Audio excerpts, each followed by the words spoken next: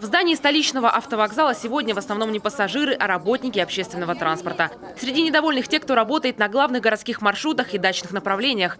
Люди рассказывают, забили тревогу еще полгода назад, когда на предприятии ввели новую схему работы. По их словам, перед Новым годом произошло массовое увольнение кондукторов. И официально трудоустроены сегодня только водители. Кондуктора работают, по сути, на птичьих правах. И их зарплата – это то, что удается заработать сверх плана. Нам дается план, утром мы вот этот план должны закрыть. Если мы этот план не закрываем, водитель платит со своего кармана. Да, водитель платит со своего кармана нам, кондуктор, то, что мы вышли на работу. Потому что водитель без кондуктора работать не может на больших автобусах.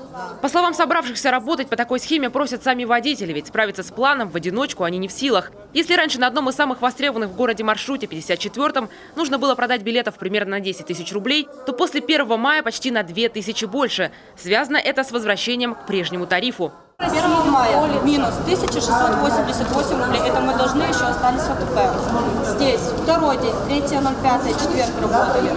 Мы заработали с всем по 740 рублей. Руководство предприятия говорит, это тяжелый переходный период, который нужно пережить. Просто на смену кондукторам приходит техника. Она полностью заменит человеческий труд. Причем в столице Коми произойдет это совсем скоро. На безналичную оплату планируют перейти до Нового года. Пассажиру будет платить удобней. Во-первых, мы стараемся, чтобы водитель в дороге не отвлекался, вот с протянутой рукой не стоял, а оплата за проезд происходила на земле, мы называем. Это вы пополняете свою карту в банкомате. Для этого мы со Сбербанком заключили договор. Дальше, прикладывая к валидатору, происходит транзакция, все, оплата за проезд произошла. Водителю не нужно брать деньги, не нужно отсчитывать сдачу и так далее. Нет, наличкой можно будет, но мы ее будем постепенно минимизировать, поэтому нагрузка на водителя будет уменьшаться.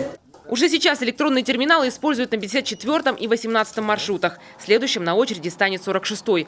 Пока ходят с ними сами кондуктора, а они от новшества не в восторге.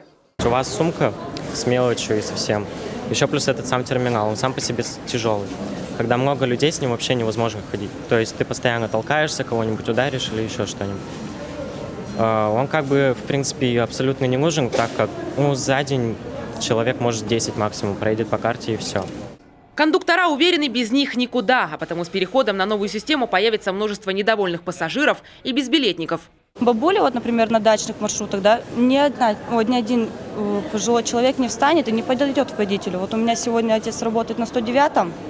Он сам выходит с автобуса, обелечивает.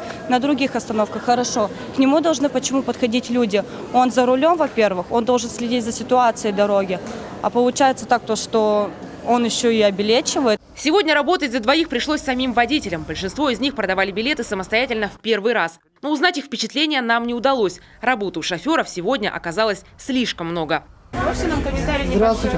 К сожалению, не могу, так как не успеваю по времени. Работаем без кондукторов, очень тяжело, и люди недовольны.